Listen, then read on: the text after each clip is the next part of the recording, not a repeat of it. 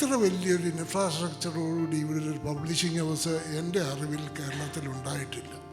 എൻ്റെ 3 പ്രിയ സുഹൃത്തുക്കൾ ചേർന്നിട്ടാണ് ഇതിൻ്റെ മുന്നോട്ടുള്ള പ്രയാണം ത്വരിതപ്പെടുത്തുന്നത്.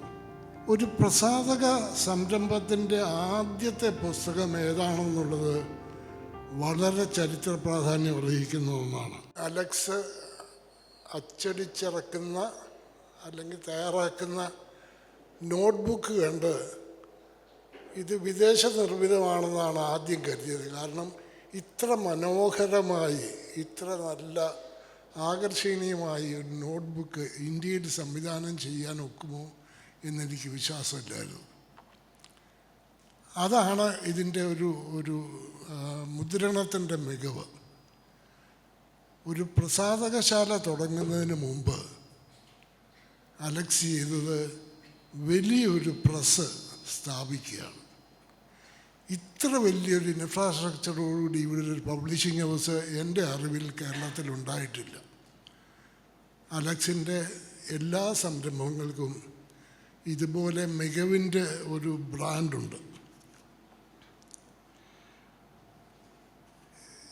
ഈ സമ്മേളനത്തിലൂടെ എത്തുമ്പോൾ ഈ ദിവസത്തിൻ്റെ പ്രാധാന്യത്തെപ്പറ്റി മറ്റെന്തെങ്കിലും ഉണ്ടോ എന്ന് അന്വേഷിച്ചപ്പോൾ കൊച്ചിയിൽ ഹൈക്കോടതി പ്രവർത്തനം ആരംഭിച്ചത് ഈ ദിവസമാണ്.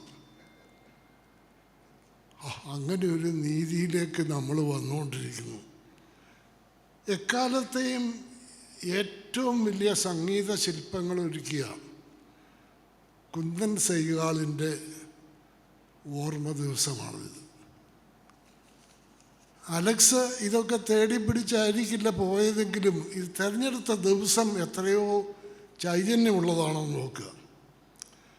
ആർട്ട് വുഡ്വാൾഡിൻ്റെയും റുഡിയാർഡ് കിപ്ലിങ്ങിൻ്റെയും എന്തിന് നമ്മുടെ ടി.എ. രാജലക്ഷ്മിയുടെയും ഓർമ്മ ദിവസമാണിത്. കാർണേ ബുക്സിൻ്റെ ജനനം ഓർക്കാൻ ഇതിൽ കൂടുതൽ നമുക്കെന്ത് വേണം? എൻ്റെ 3 പ്രിയ സുഹൃത്തുക്കൾ ചേർന്നിട്ടാണ് ഇതിൻ്റെ മുന്നോട്ടുള്ള പ്രയാണം ത്വരിതപ്പെടുത്തുന്നത്. അലക്സിൻ്റെ കാര്യം ഞാൻ പറഞ്ഞു. ഗൗരിദാസൻ നായർ, KC നാരായണൻ, ഞാൻ അവർക്ക് എല്ലാ വിജയങ്ങളും ആശംസിക്കുന്നു. ഒരു പ്രസാധക സംരംഭത്തിൻ്റെ ആദ്യത്തെ പുസ്തകം ഏതാണെന്നുള്ളത് വളരെ ചരിത്ര പ്രാധാന്യം അർഹിക്കുന്ന ഒന്നാണ്. K. സച്ചിദാനന്ദൻ സാറിൻ്റെതാണ്.